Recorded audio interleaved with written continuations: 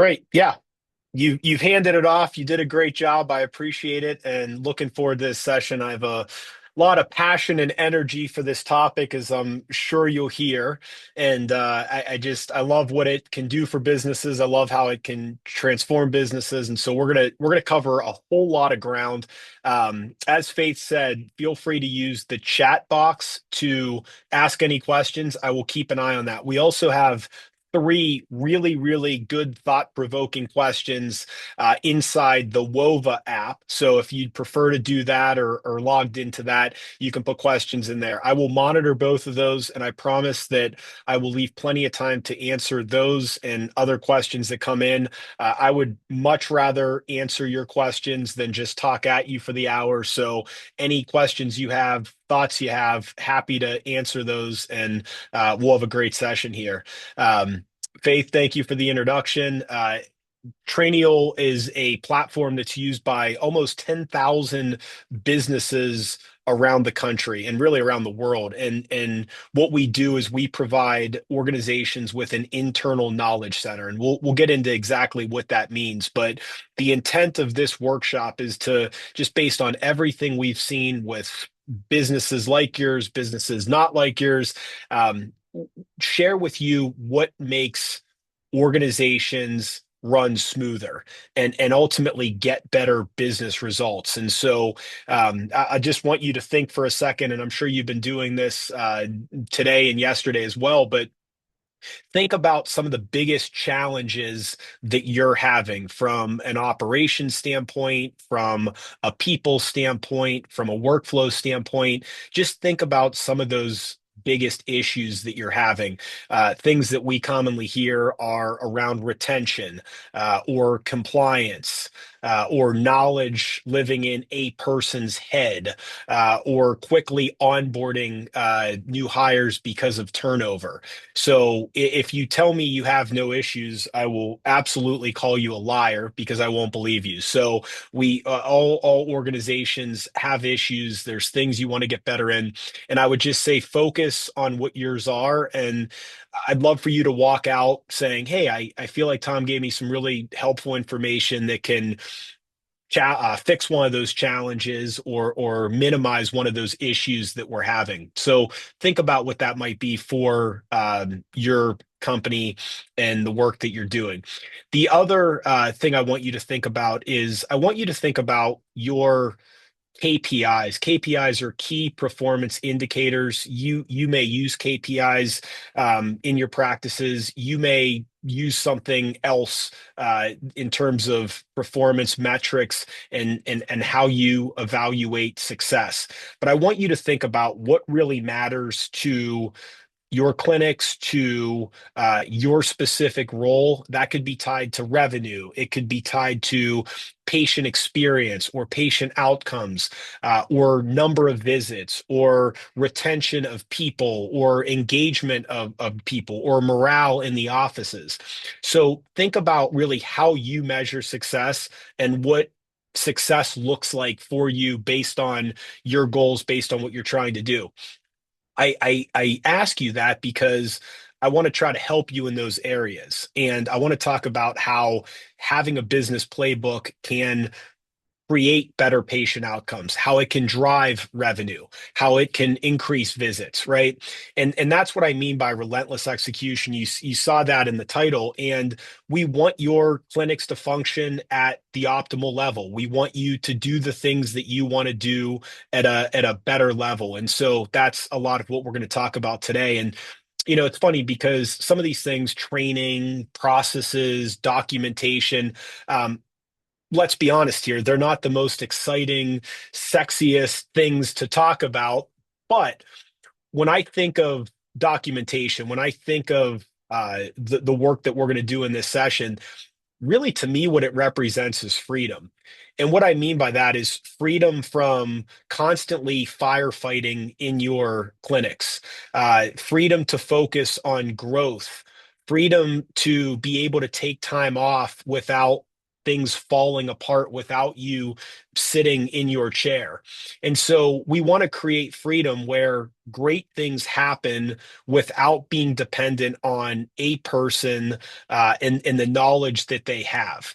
As Faith said at the beginning, there will be an opportunity at 4 Central to do a demo with Scott, a very talented member of our sales team. If you can't make that, I'm also going to put Scott's booking link at the end of this session, and you can just book one-on-one time with him. Or if you just prefer to have one-on-one time with him, you can do that as well. So we'll take care of that. The cool part about our partnership is if you do decide that you want Traineal in your practice, it's going to come preloaded with a ton of great content that you can utilize right off the shelf that's already been developed and vetted. So that's a really cool part of this as well, is you're not actually starting from scratch. And we'll give you a discount and all kinds of other stuff too. So, all right, let's get to some foundational stuff that I want to share. I'm going to throw some slides on screen and then I'm going to take them off because I don't want you just staring at slides the whole time. So I'm going to put some stuff on. We're going to cover it. Chat box is open for questions. Wova app is open for questions. And we're going to cover a whole lot of ground and I'm going to move very, very fast. And I'm sure that since we're recording this, we can also push out a recording. We can push out an AI generated summary. So want to make sure that we move very quickly, but we'll be able to provide you some information afterwards as well. So let's go ahead and share my screen. Just give me 10 seconds here to pop this up, and it's going to load for a second. We're going to start the presentation, and there we go. All right. So we talked about the title already, building your business playbook, how to drive relentless execution from your team. We want your team to be more effective. We want your team to be more efficient. We want people to get the answers they need on an automated, readily available basis versus having to Google things or make up processes or wait for somebody to have a minute so they can ask those questions. We just want things to move quicker in our business. And I'll address this question later on because I thought it was a great question, but someone had asked about, well, does that mean that everyone needs to move very, very fast? And no, I'm not suggesting that everyone needs to run around the office like a chicken with their head cut off. What I'm suggesting is we can all be more efficient and effective if information is organized and in one central location and people can get the answers they want immediately versus waiting or creating processes. And that's so often what happens is, just think about this. So someone can't get an answer. What do? Well, sometimes they do nothing. And I hear this all the time, right? So, yeah, someone just sits on their hands and waits to get the answer or for it to magically appear. So it's actually quite common that when people don't get the answer they want, they just do nothing, which is terrifying, but it's true. Well, what else do? Well, they go on their phone and they look at ChatGPT or whatever large language model they use, and they just ask a generic answer. Well, the problem with that is ChatGPT might give them the wrong answer, or ChatGPT might give them the right answer in your industry, but it's not how you do things at your clinic because you want to deliver something better than industry average. So we really want people to get immediate answers, get the right answers, and be able to tap into that. Okay. I love this chart and I want to spend a minute on it because I think it's so important here. So I love this inflection of culture and performance. So, very, very simply, I believe that you can put every single person on your team into one of these 4 quadrants. And it doesn't mean that they are squarely in one. So they could be in between 2 different things. But the idea here ultimately is that we want rock stars. We want A players. We want people that enjoy working in our clinic, being part of our practice, representing our brand, treating our patients the right way in every single role. And it doesn't mean that everyone wants to be a manager or everyone wants to have more responsibility. It just means that whatever they do a really good job at. These are the people you want on your team. I see Tyler's face here, so I'll pick on him. We love Tyler, and we want more Tylers. How do we get a bunch of Tylers in our practice? Exactly. He's a rock star. We want him on our team. So we understand who those people are, but we don't necessarily understand how he got to be that way and how we create more of him. So this is just a very simple way when we talk about driving relentless performance. So there's four quadrants here, and I'll start bottom left because that's the easiest. This is someone that adds no value to your organization. Now, if you look on the left, you see alignment with company culture. So obviously, someone that you manage out is a bad culture fit. They don't treat people the way you want. They don't treat patients the way you want. They're difficult to deal with. They're avoiding responsibility. Now, if you look at performance, they're also low on performance, meaning in addition to having that really bad attitude we just talked about, they also are low performers. So they're not even really good at what they do. And typically, those are easy people to spot out. So, hey, not a great culture fit, not a high performer, they need to go. Now, in my almost 20 years now of working with companies around their people operations and people strategies, I can tell you that there are people in organizations that fall into that manage out category that will spend their entire professional career with the same company. So you have to ask, are we willing to tolerate people that fall into that category? Are we willing to look at a poor culture fit and a poor performer and allow them to continue to steal a paycheck for as long as they want to be here? I can't answer that for you. I can't tell you what to do. Um, but it's a question that every organization needs to ask itself. Okay. Now let's go top left. High potentials. What does that mean? A high potential is a great culture fit. Really nice person. They fit our culture. Everyone loves them. They're great to have around the office. They treat people really well, but their performance isn't there yet. Meaning, we still need to hold her hand. We still need to explain things to her. We still need to give her better training and development. Okay, so they align with your values, which in my experience is the hard part. Now we need to just level up their skills. Upskill them's another term that you often hear. Okay, top right, rock stars. They align with our culture. They're high performers. We love rock stars. We want more Tylers in our organization. We got that one. Now, what's bottom right? Bottom right's what we call terrorists. What's that mean? It means they're a high performer that's a really bad culture fit. And typically, when I say this during workshops like this, and I'm looking at everyone in the room, I start to see heads nod. And I've even been in rooms where people have just blurted out a name and said, "Oh yeah, we got a terrorist. His name's Bob." Okay. So terrorists are people that they're tough because they are high performers, they're very good at their job, but they're a bad culture fit. That may mean that they're not nice to people. That may mean that they're abrasive with your customers, your patients, your clients, your vendors, anyone that you deal with. Um, they may have knowledge and they know they have that knowledge and hold on to that knowledge versus sharing it with other people because they view that as job security. And so we have to again ask ourselves, what do we do with a high performing person that does not align with our culture? I can't tell you what to do. All I can tell you is to understand where people fall and what you're going to do. So the belief here is two things. Number one is we should be able to plot every person in our organization somewhere on this map.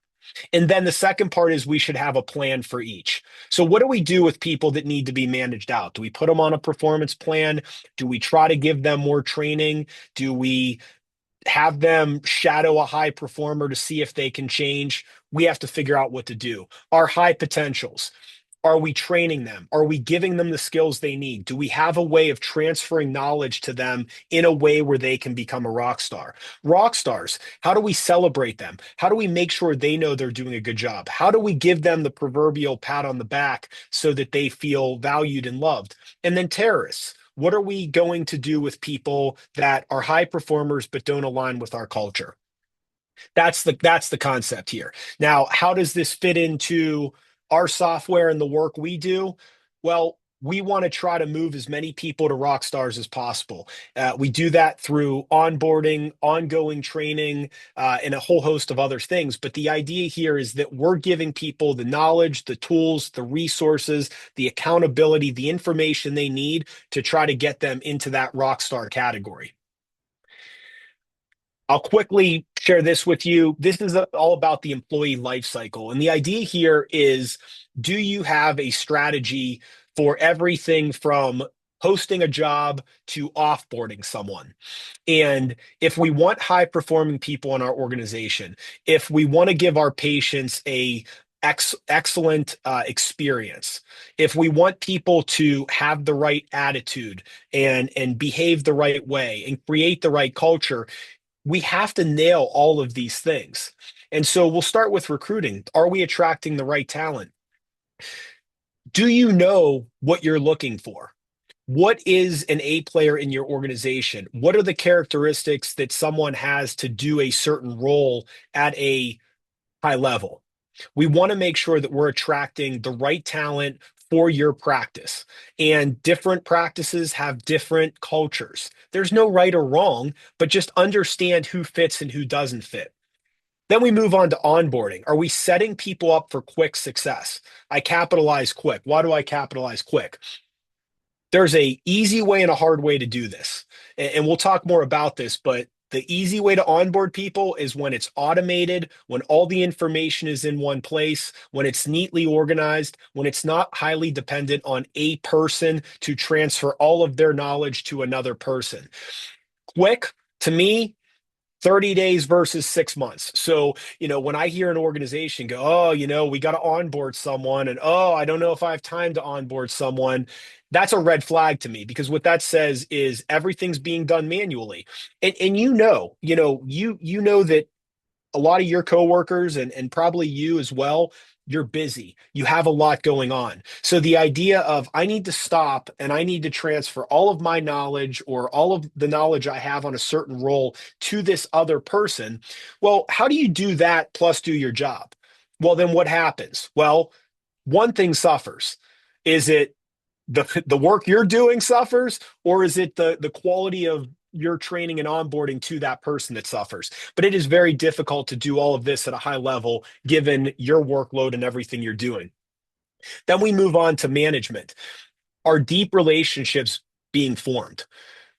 I can spend a lot of time on this, but when you look at modern day managing, it looks a lot different than maybe it has in the past. It is a lot more relationship driven. It is a lot more built on trust. I'll pick on my friend Tyler here again. If I'm managing Tyler, we're building a personal relationship. I'm genuinely caring about how his weekend went. I want to know what his goals and dreams are. I want to know where he sees himself professionally in 3 to 5 years. I am building a deep relationship with him so that he trusts me and he will work hard for me. And I'm doing that through a form of servant leadership. So I'm not yelling at Tyler. I'm not pounding my fist on the table. I'm not telling Tyler what to do. I'm not trying to be, a hard ass to him. All I'm saying is, how can I help you? What can I do to be of value to you? How can I make your life easier, make your job better, help you in your career, whether you stay here or you decide to go somewhere else? So I want to build that deep relationship. And if deep relationships are being formed inside your organization, really good things will happen. From a training standpoint, are we elevating their skill sets? I don't believe it's effective to say, let's hope they get better.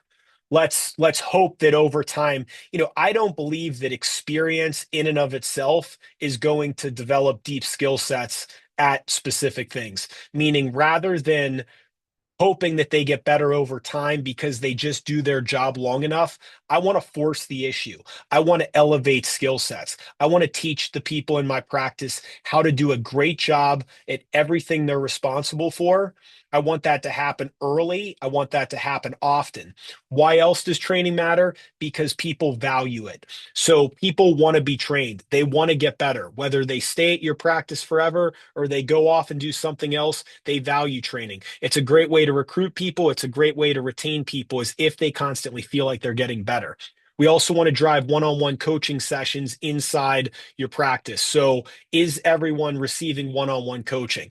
What does that mean? It could be 30 minutes a week. It could be 30 minutes every other week. It could be an hour. It just depends on the relationship. But is the supervisor responsible for his or her team meeting with everybody one-on-one?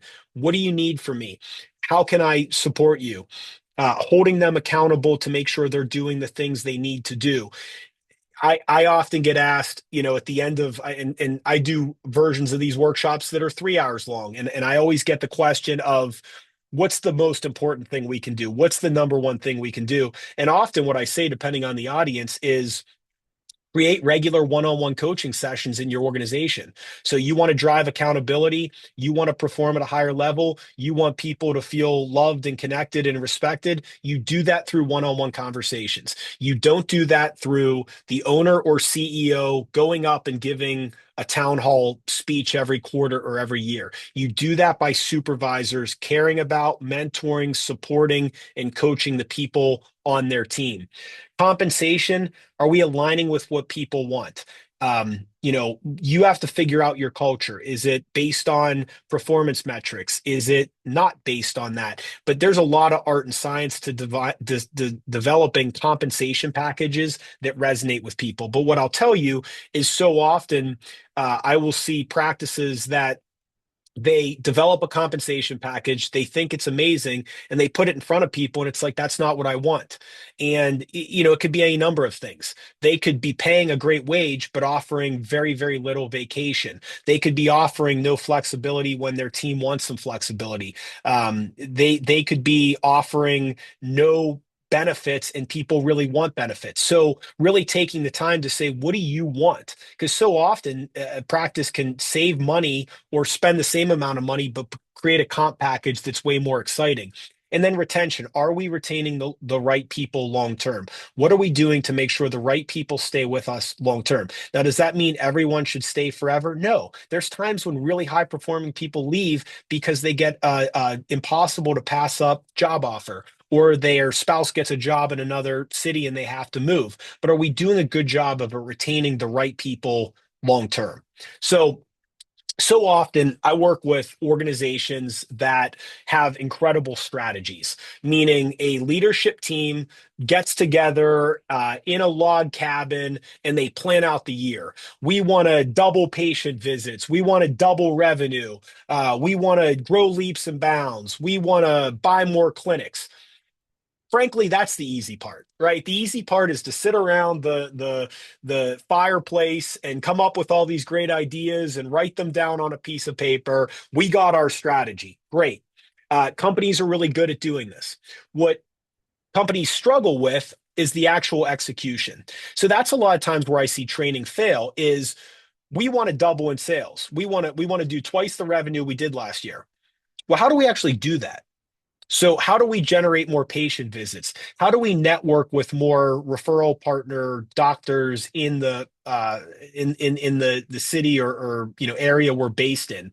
How do we partner with the right associations or organizations locally? Like, what are we actually doing? And so that's where training falls short, is we have all these things we want to do, but we're not training people on how to actually do them.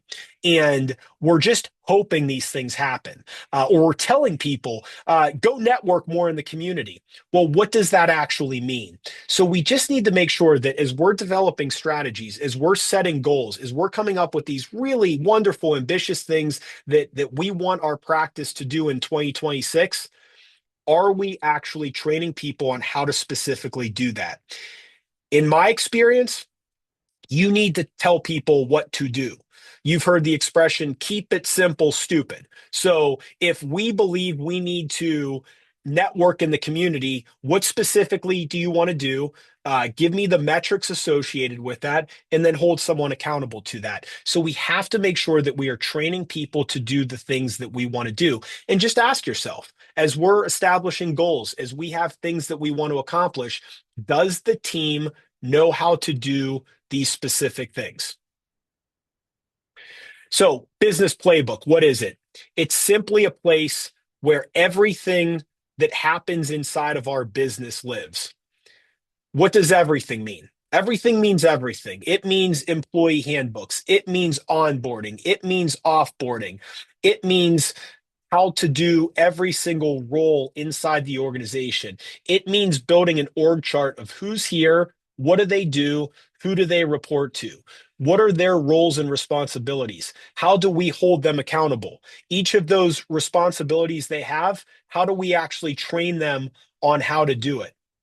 And the beauty is of, a great knowledge center with now with the power and capabilities of AI is imagine all of this stuff living in one location and being able to ask it anything you want. So we've taken our processes, we've taken our SOPs, we've taken all of our onboarding, all of our training, everything we have, we've put it into this knowledge center. We've organized it. We've leveraged all the free templates and content that we have available to us. Now, what if someone has a question? Well, back in the day, a few years ago or more, they had to find it. And they could use a search or, they could poke around and that was great. Now with the capabilities of AI, it's like using ChatGPT. I don't know what my maternity leave is. Can you tell me? Boom, there's an answer. Well, that's a lot better than I don't know where to go and I don't know who to ask and I don't even want to tell anyone that I'm pregnant. So it's great that now people can get immediate answers that are all curated through AI, and that's the beauty of it. And if those of you that are watching this right now that are an owner of a practice, I will tell you that your enterprise value, if and when you decide that you want to sell your practice, your enterprise value goes up by having a business playbook. Why? Well, and we work with a lot of M&A firms, and what they always tell us is one of the things that any buyer, potential buyer, is going to do from a due diligence standpoint is go, how does this business run? Where is the manual on how to run this business? Well, manual was part of Trainial. That was not by accident. It's a training manual. And so the idea is your practice comes with a manual. This is how everything works inside our organization. Business playbooks, they create less friction. So rather than me trying to find an answer or make up a process or ask someone what to do and interrupt their day in a fast moving environment like we're all in, I have a place I can go and get the answer. So some best practices around this. You heard me mention this before, but scalable and automated. What does that mean? That means that everything happens without us having to recreate it and teach it from scratch. We have a new hire that starts. Imagine the time it takes if manually we have to convey everything to that person versus us being able to say, we've put together an incredible training program. We'd love for you to spend your first week consuming it. Now, can there still be a human element? Of course there can. So Faith comes into our practice. She's working with us. Faith, we have an incredible university where you're going to learn how to do your job very, very quickly and be off and running. And you're going to love our training. We're going to have you go through it Monday through Friday of your first week. Every morning, we're going to sit down. We're going to get you set up for the day, answer any questions that you have. We're going to break for lunch, and I'm going to take you out to lunch, and we can talk about the training, how it's going. I can answer any questions. You're going to have more of our university training in the afternoon, and then we'll do a 30-minute wrap up at the end of the day. So, why am I suggesting a cadence like that? Well, how long did that take me?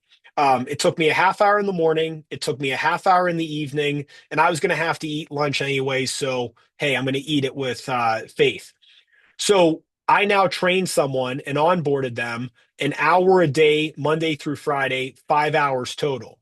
But if we did this manually, what would it be? It would be Tom saying, okay, I'm not going to get a darn thing done all week because I need to teach all this to Faith. Or, hey, Faith, sit down next to me and watch me do it. And I hope it magically rubs off on you how to do my job. Me as the trainer, I've wasted a ton of time. Oh, by the way, I'm actually not good at training. So, Faith, you're getting a really bad onboarding because I'm just not good at explaining how to do things. Oh, and by the way, I'm cranky. Tyler, do you know why I'm cranky? I'm cranky because I hate onboarding people. And I spend half my darn time onboarding people because we have so much turnover in here. So now I have a bad attitude. I'm not getting my job done. I'm a bad trainer. And then what's Faith sitting there doing? You know, I don't know if this clinic's for me. And so now she's already thinking about quitting, quiet quitting, and now she quits after a few weeks. Now we have another person we have to fill. The office manager that's also our recruiter has to now recruit someone else. She's upset with me because she thinks I ran someone else off. It's horrible. But I see heads nodding, and I know the ones that I can't see them, they're nodding too. Why? Because this is what happens. And this is how we can't drive relentless execution because we're firefighting, we're in the weeds, we're dealing all of this. So, great onboarding, scalable. We're sharing the history of the practice. We're sharing the mission, the vision. It's coming directly from the CEO. Now, depending on the size of your practice, can your CEO, your owner, your whoever runs your practice, are they able to sit down with every new hire for 90 minutes and share history, mission, vision, values? They're not, nor should they. But can you take a iPhone camera or a videographer and film it, make it look pretty, and put it into Traineel? Yes, you can. So now, first day, first hour, new hire is hearing directly from the leader of your practice on all these really important things. You're sharing a 360-degree view of the business, meaning here's how everything works. Here's what everyone does. Here's your role and why it matters. Here's the core values, the five core values and how they actually show up in the work you do. And here's why this matters to you. So we give them some foundational information. Another best practice is building the org chart. So oftentimes when one of our consultants goes in and is working with one of our new customers or they're doing it themselves, we will often suggest start with the org chart, meaning who does what. Who reports to who? What are the different roles in our organization? What are the roles and responsibilities of each person? And just going through that exercise, we start to realize, gosh, we're dysfunctional, or oh, this person doesn't really have a boss. She's just kind of floating out there on a lonely island. Who does what? Well, Mary does this because she's always done it, even though it's not her job. And you start to realize some of the chaos. So, this is a way to clean all of this up and realign the training accordingly. So, this is what this role is responsible for, and this is how to do it. I like specific training. So, if you decide to put training in your practice, you're going to get a lot of really good foundational training. What I would recommend is tweak it to your practice. And you may see things where you go, well, that's not exactly how we do it. Or, hey, this could be explained better. So, custom, not just a talking head saying, hey, I'm an AI avatar and this is your first day, but having the leader of your practice actually do that. So, we want to make sure it's specific, it's custom, it feels warm versus generalized content. We want to make sure that all of the basics are taught. So often we assume, well, we hired Barbara and she's been in the industry for 20 years, so she has to know this stuff. We don't have to teach her anything. Well, maybe Barbara doesn't know it, or maybe Barbara came from a poor performing practice and she's bringing some really bad habits into our practice. And then we're going to have Barbara doing it one way and Faith doing it another way and Tyler doing it another way. How do you scale a highly successful business when you have three people doing the same thing three different ways because no one taught them the basics? All right. Now, making it stick. Content should be interesting. Content should be engaging. Content should be short and sweet. So often I'll look at content and someone will say, what do you think of our content? How is it? And I say, well, let me ask you, Bob, do you find it to be interesting or do you find it to be boring? And then I just pause because they go, well, it's kind of boring. Okay, well, Bob, Are you hiring people or are you hiring robots? Because if you're hiring robots, maybe your content could be boring. But if you're hiring a human being and your content is really boring and it's really dry and it's too long and it's not engaging, guess what? They're going to tune out, whether it's consciously or subconsciously, they're going to stop paying attention. And what happens if they're not paying attention? They're not learning. Therefore, there's no ROI to what you're teaching them. They're just zoned out. And now week two, they get our onboarding, they get our training. Week two, well, why doesn't Jade know how to do this? She sat in our training. Well, because it was really, really boring and she wasn't paying attention and she dozed off and now she doesn't know how to do this. In terms of who should be teaching the content, I just like finding the best person to teach everything in an organization. What I mean by that is who's the best person to teach about our patient software? Who's the best person to teach about how we greet someone when they walk into our office? Who's the best person to teach how to follow up with somebody to make sure they're satisfied? Every little thing in the business, I want to get the best possible person to teach it. Because oftentimes what happens is Tyler's a supervisor, Tyler's teaching all this stuff. Well, Tyler's not the best person at all this stuff. So why not capture it once and have the best person in a very concise way teaching how to do every specific thing? Um, Another thing that we often see lacking is managers don't know how to manage. I just had this conversation yesterday. Um, it was an organization where managers were not taught how to manage. So, how do I coach someone? How often do I meet with them? What do I discuss with them? How do I build rapport? How do I hold someone accountable? Well, if your managers don't know how to do those things, what happens? Performance goes down. Nobody's being held accountable. Nobody's being asked, how can I help you? Nobody's able to talk about where they see themselves in 3 to 5 years. No one's able to voice their concerns that they're seeing. And what do? They keep all this inside. They keep it all bottled up. So we need to make sure managers actually know how to manage. And it's not managers' fault. Maybe it's their first time managing. Maybe they came from an organization that had lousy managing. Every process that occurs in your organization needs to be documented and taught. We also want to make sure that when something is taught, it is put into action within 72 hours. Why? Because when we don't put something into action, it evaporates. So I'm told how to do something on Monday of my first week. I'm not talking about it. I'm not practicing. I'm not observing it. I'm not going to remember 2 weeks later how to do it. And then even worse, if we have no knowledge center to go back and check it out, well, then we're really in trouble because then they'll just make up their own process or just won't do it. And then, of course, everything needs to be in one place. I already mentioned this before, but it drives company value. The value of your practice goes up if everything is in one place. Miss Buyer, here's how to run our practice. It's a well-oiled machine versus, well, everything's in my head and I'm ready to retire. So, yeah, good luck with this thing. Which practice do you think is worth more? All right. So, what are you going to implement because of this? I think I've done a good job of throwing out some ideas and some thoughts. So think about what do you want to implement? What do you want to do? And then I'll ask you, and I saw some questions come in the chat box. I've got some questions in the Wova app. We're going to tackle both of those.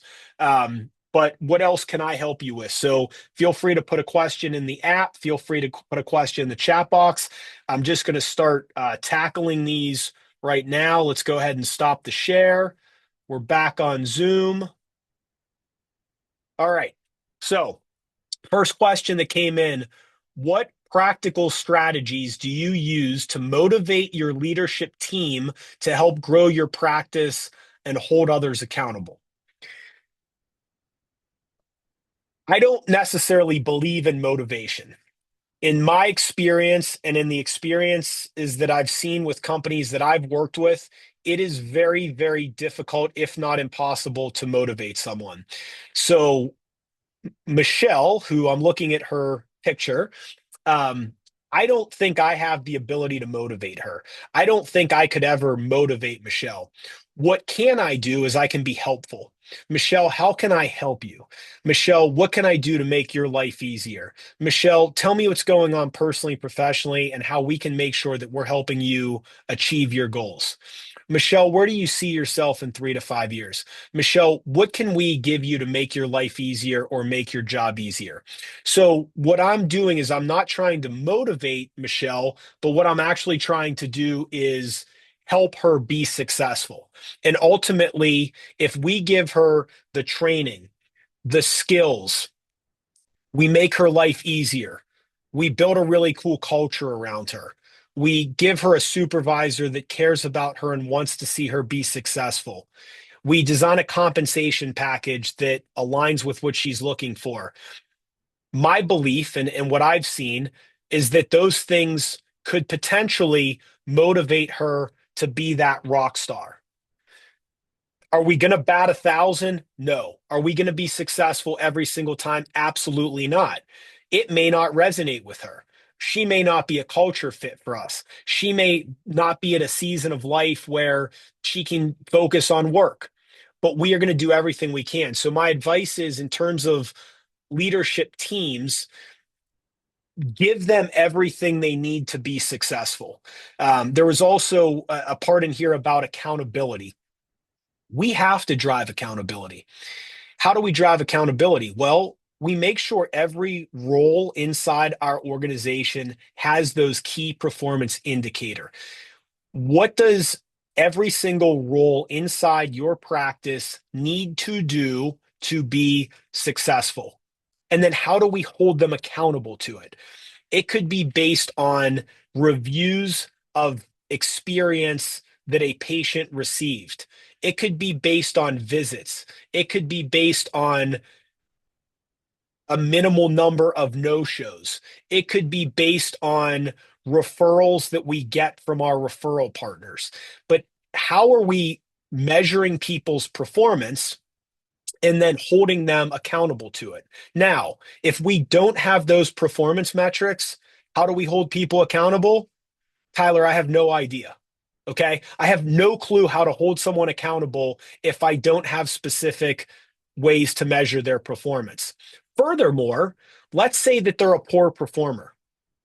So I'm going to pick on Justin. Justin's my poor performer in the audience today. And I'm Justin's supervisor. And I go to Justin and I say, Justin, you're not performing. And Justin says, yes, I am. I work really hard. I do everything that I'm asked to do. And then I say, well, no, Justin, I disagree with you. So now what happens? I don't know. Justin doesn't like me. Justin doesn't trust me. Justin thinks I'm a jerk. Justin goes around my back to complain about me. Justin gets defensive. Justin and I get into a fist fight. I mean, all these things happen in businesses, right? Justin quits because he's angry with me. All of that negativity occurred because we didn't have a way to hold him accountable. Now, if Justin's role is all around marketing, and I'm counting on Justin to drive new patients, I'm counting on Justin to generate more referrals, I'm counting on Justin to generate Google reviews for our practice, and I have clear metrics to hold him accountable, and he's falling short, well, now I'm going to say, Justin, I want to talk to you about some of your performance metrics over the past 90 days. Here's what we expect of you, and here's where you are. Can you tell me what's going on? Now, Justin could get defensive and he could call me a liar, he could dispute the metrics, but that's going to be very, very difficult to do. So now it's easy for me as a supervisor to hold him accountable because I have data. We can have a very objective conversation around that. So hopefully I gave you some ideas around accountability and motivation there. This question was from before, and I really like it. So, relentless execution feels like tirelessly pushing them to achieve more. When that doesn't feel in line with the culture or stage of life for many staff, how do you balance pushing for more with where they are and where they want to be? And then there was a good little line here without just hiring all new staff. LOL. Love that question. I think sometimes when people hear relentless execution, and maybe I didn't pick the perfect words, right? But relentless execution isn't everyone running around chugging Red Bulls working 60 hours a week, checking their Slack at 9 p.m. while they're in bed. That's not necessarily what I'm talking about. What I'm talking about is executing at the most efficient way possible within our practice. I want people to be calm. I want people to know how to do their job. I want people to know what's expected of them. I want people to know where to go when they have a question. I want people to know how to ask other people and communicate properly with others on the team. That doesn't have to mean operating in a frantic pace. It just means that I know what's expected of me. There are so many legal practices, medical practices, construction companies that operate in chaos. Well, that's how we do it. That's how we've always done it. Tom, that's how our industry works. No, that's how you believe your industry works. Because I promise you, not every medical practice, not every legal clinic, not every construction company operates in a state of chaos. They operate in a very efficient, effective way, and that's how execution happens a lot faster. I hope that answers that. I think leading by example is important. How do you motivate your leadership team to build? Okay, we already tackled that one. Sorry. Okay. Got that, got that. I think I got all those. Let me check the chat box now. And if anyone has anything else, let me know. Okay, nothing in the chat. We're good there. Are there any other questions before we part ways? So I've answered. Okay, I've answered all the questions. We're good in the chat box.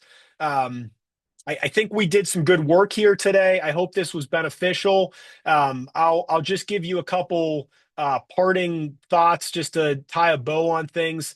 My belief here is your practice is only as scalable as your playbook. So if you want to grow faster, if you want to hire more people, if you want to open up new offices, it is very, very, very difficult to scale without a playbook.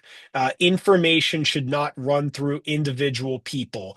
Information should not live in people's heads. So if you truly want to shift from a lifestyle practice to a scalable practice, there needs to be a playbook. New question just came on. I just hopped back on. Do you have any recommendations for AI apps for employees to ask questions and have the AI tool search through all of your business playbook for quick responses? Great question. This may sound like a shameless plug. I don't care because it's the truth. Trainio. So we have all of that built out. That's what the platform is designed to do. It is designed literally for someone to go ask anything and get a really good answer there. Okay. We're good there on questions. Um, that's all I have.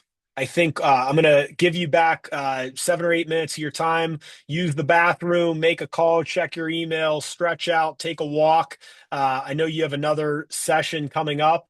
Oh, one more thing here. I'm going to share my screen. I'm going to give you Scott's booking demo. If you can't make the demo later, or you would like to just have your own one-on-one private demo, we can certainly arrange for that as well. So I'm going to go through here. I'm going to quickly click through it, and I will give you Scott's private link. So if you want to take a look at the platform, go through a demo, you can do that. We also have that coming up later. I hope this was beneficial. These virtual conferences are wonderful, but as a presenter, it's tough that I can't see people's faces. I can't see if you guys laughed at my jokes or nodded heads and took notes or if you dozed off, but I trust that we did some good work here. I hope it was beneficial. If you'd like to take a look at our platform, please book a demo or go to the demo later.